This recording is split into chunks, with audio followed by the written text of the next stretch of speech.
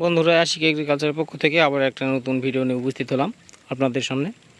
আজকের ভিডিওটি মূলত পটল চাষকে কেন্দ্র করে।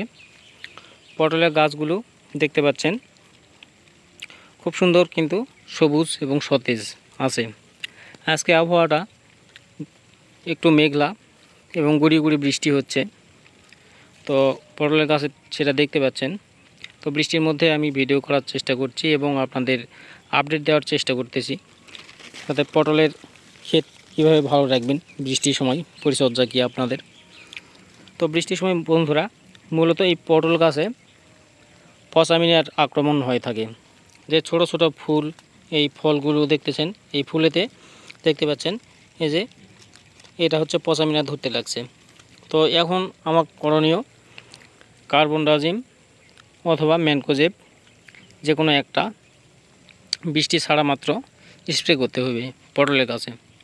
তো স্প্রে করার পর সেটা যেন রোদ্রে শুকে যায়।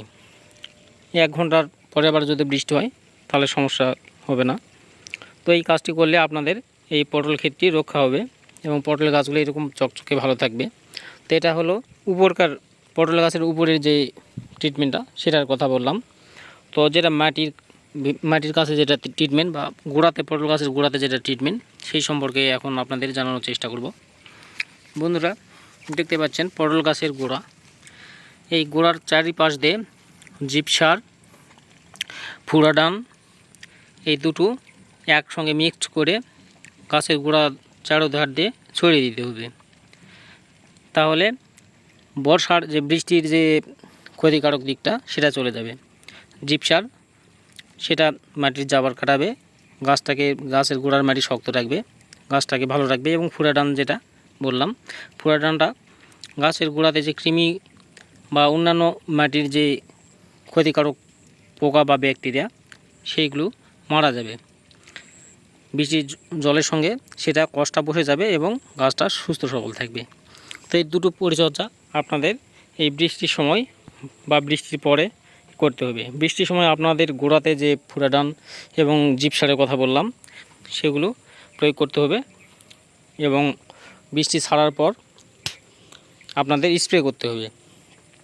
ওই যে বললাম কার্বনডাজিম অথবা ম্যানকোজেব, এই দুটো স্প্রে করতে হবে। তাহলে বন্ধুরা আশা করি এইরকম চকচকে ঝকঝকে পটল ক্ষেত আপনারা পাবেন এবং এরকম পটল ফলন বাড়াতে পারবেন। বন্ধুরা দেখুন কত সুন্দর পটল ধরছে।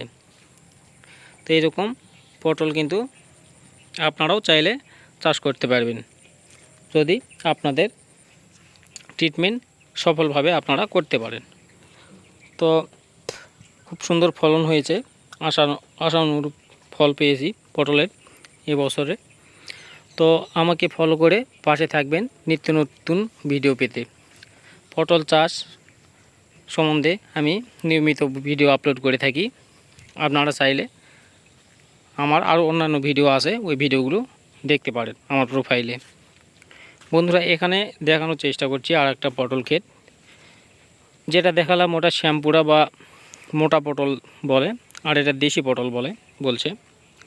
তো এই দেশি পটলটা এই একই ট্রিটমেন্টে আপনারা পরিচর্যা করতে পারবেন। এই পটলটা খেতে ভালো এবং ফলনটা ওই পটলটা চাইতে বেশি।